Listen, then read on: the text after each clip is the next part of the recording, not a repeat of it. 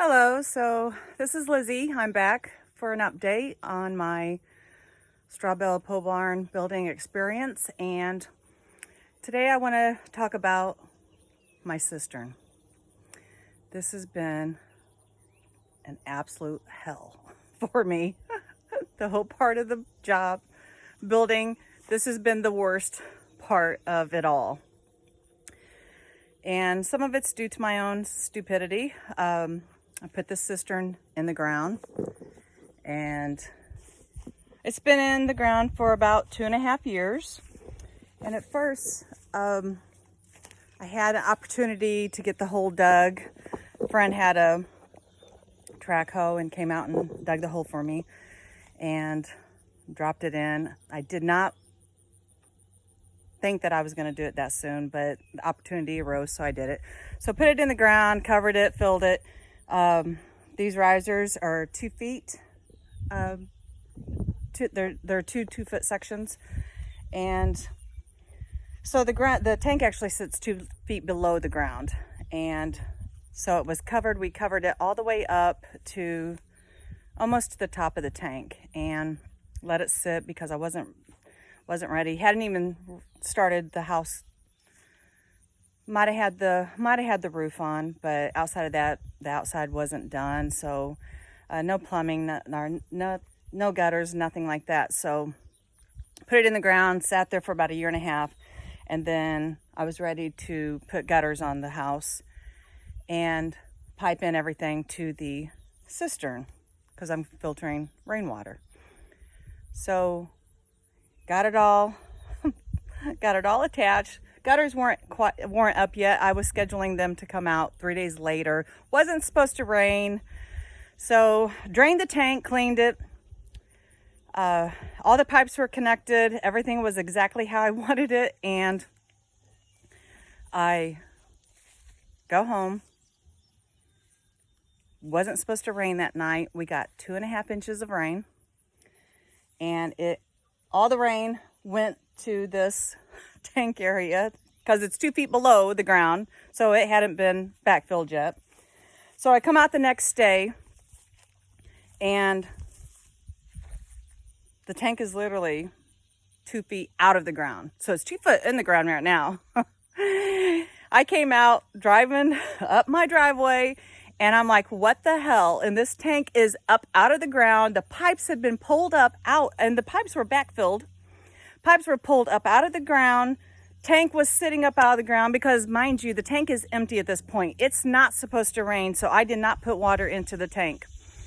So I almost was going to cry right then.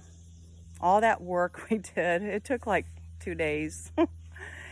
So I thought, my gutter guy's coming out. This was a Monday morning. Sunday we had done all the work that needed to be done. So it was a day's work. So that Wednesday, gutter guy was coming out to put the gutters on, and so everything could drain into the tank. It was supposed to rain just a little bit Wednesday night. So Wednesday, I had a guy come out, dig it up for me, set it back in there, did not backfill. Well, it was only supposed to sprinkle, and I'll be damned if another 2 inches. I come out, and the tank is upside down, and the gutter guy's coming the next day. So I let the guy come, did the gutter. So in the process, I ended up hurting myself. I stepped off a ladder wrong. I was doing the electrical work inside. Stepped off. I thought I was on the first step. I was actually on the second step. And whenever I stepped off, my hands were full. I was carrying a drill.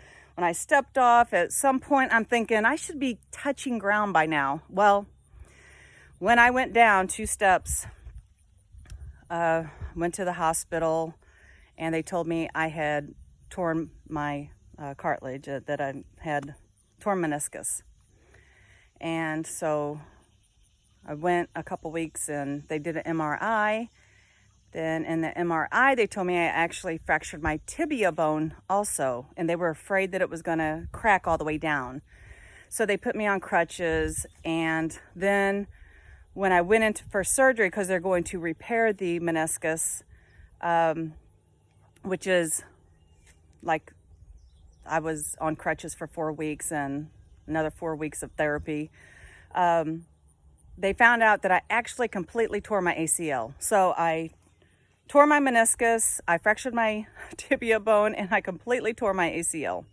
So no ACL, they didn't repair the ACL, or they didn't reconstruct the ACL. So anyway, I was down for 4 complete months, and it took a while to get my energy back up to where I could actually come out here and be able to walk without completely hurting and being out of, not having energy to where I could do something. So that ended up being around September, I was able to start working again on the house. So from May to September, the full summer, completely lost.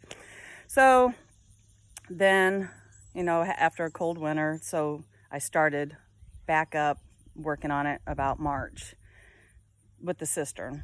So tackled it again, ran pipes back to the tank, had it all backfilled and everything, and everything's run into it.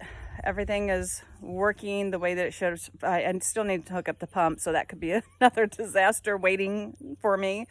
But the other day I was mowing, and it had slumped, so it's slumping down towards the tank. Well, I didn't get as close as what I thought I did to the tank, and it ended up sliding back, and I hit the far cistern there. And then when I was trying to get out of, you can see my rut right there. When I was trying to get out, the other part hit the other cistern top. So now I need to replace both top pieces. And it's just never ending. I'm just like, so I almost want to dig down a little bit and totally encase the damn things in concrete. So probably I might even actually do that, get some hydraulic concrete and just pour it all around where those joints are. And so I'm going to add some more dirt here. Not going to mow anywhere near this damn thing. And I'm going to landscape around it. And so hopefully the pump, everything works well with the pump. Everything goes good from there on out. But the water's clean. I mean, the water's real clean. I did buy these.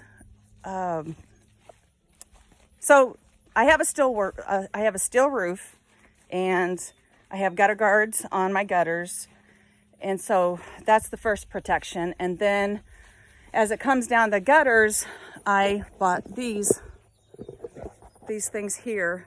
These are not cheap. But it's to basically run off like the first part of the rain so that there's not a bunch of dirt going into the cistern, bird poop and things like that on the roof. So these are on the gutters, and so then it goes into the tank, and then I have a, what's it called? It's a little filter that I have on my pipe that goes to it's down in the tank, but it's a little filter. So when the water gets sucked up, it actually filters out any debris. So then it's going to go into an initial filter, and then it's going to go to the pump. And outside the pump, then it's going to go through all the water filtration system. So researched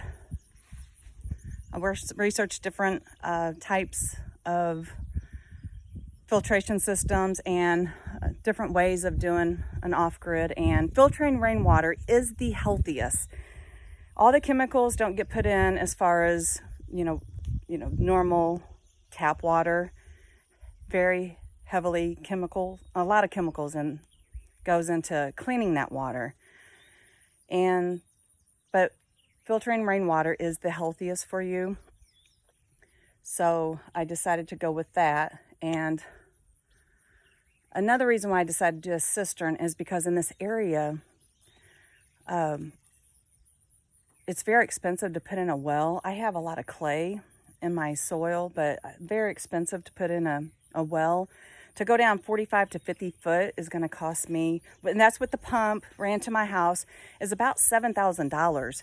All my neighbors, their wells are 45 to 50 feet. And if I stood here long enough today, you would see one of my neighbors, and I only have like 5 houses. There's only 5 houses past me, 4 houses and one over there.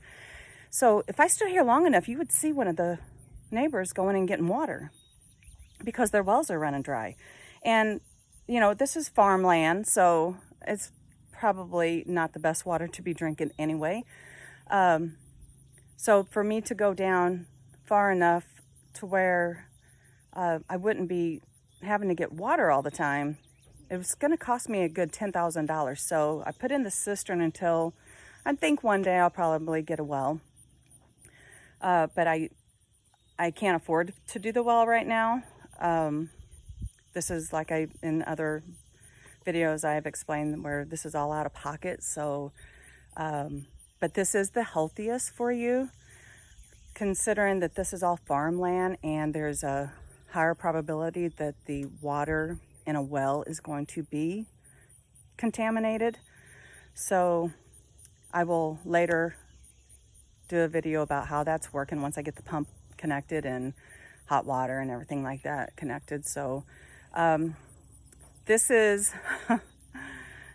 been a hell with the cistern. I mean, it's been one thing after another. Anytime something goes wrong with it, I got to rent some machinery and get it out. And but hopefully that is taken care of. I think it's going to be worth it in the long run. So that's been my hell experience with the cistern. So hopefully I'm over the hill, going down the next hill. So anyway, if you haven't liked and subscribed, please do so. My next video, I thought this video was going to be on putting down my floor, but I decided to go ahead and do the cistern video. But my next video will be putting the top layer of cob, earthen floor down, and right before sealing it. So that'll be my next video. So until then, I will see you later.